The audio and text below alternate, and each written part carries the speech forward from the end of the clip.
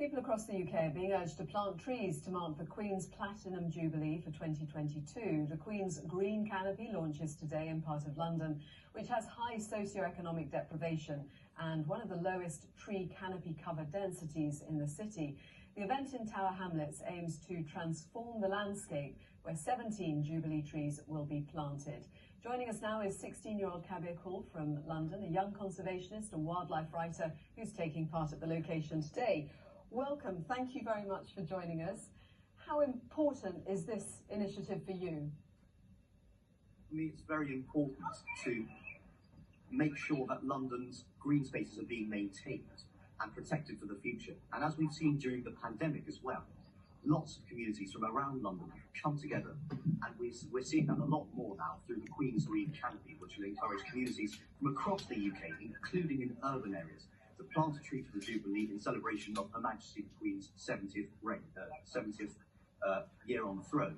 And for me, personally, I love urban areas, particularly London where I live, and I think this will encourage many more people to learn and notice, appreciate and protect the wildlife on their doorstep in urban areas. It might sound surprising to some that it's possible to get inspired by the wildlife in London. It might be a different sort of wildlife, but it is there if you look, isn't it? When did you first get inspired? I've always been interested in nature. I've loved nature for as long as I can remember.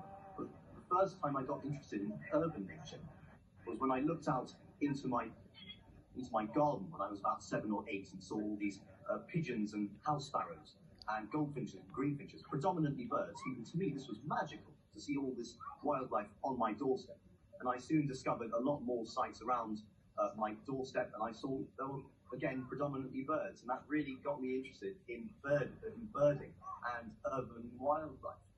And that's really how I got interested in nature, because I thought, hang on, this is all in London. This isn't necessarily in the countryside. This is in the middle of a bustling urban city. I think it takes quite a beauty of imagination to see the beauty in pigeons, but I agree with you, you're absolutely right. We dismiss them, but if we look at them closely, they're beautiful birds, like anything in nature.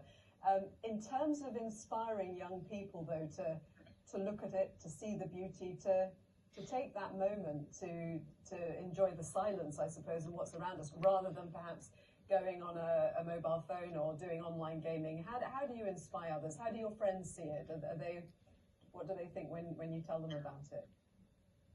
Well, I'll start off by saying that children are generally very curious. They are open-minded. They want to learn about many different things, the world around them.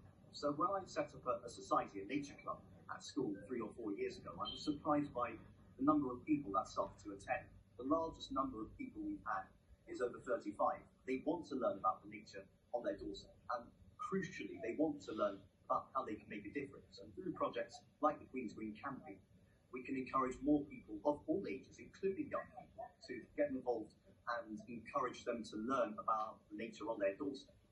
And I think it's very easy to inspire young people. Once you introduce that nature to them, that natural world around them to them, then they will not just keep looking at their phones, they will start to appreciate it. For example, on the way to school, they might walk around and see house sparrows in the trees, or goldfinches, or an alder tree that they've never previously noticed that's right next to their school and might be 200 years old.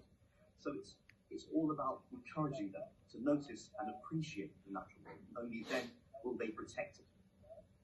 Thank you so much, Kabir. Thank you for joining us.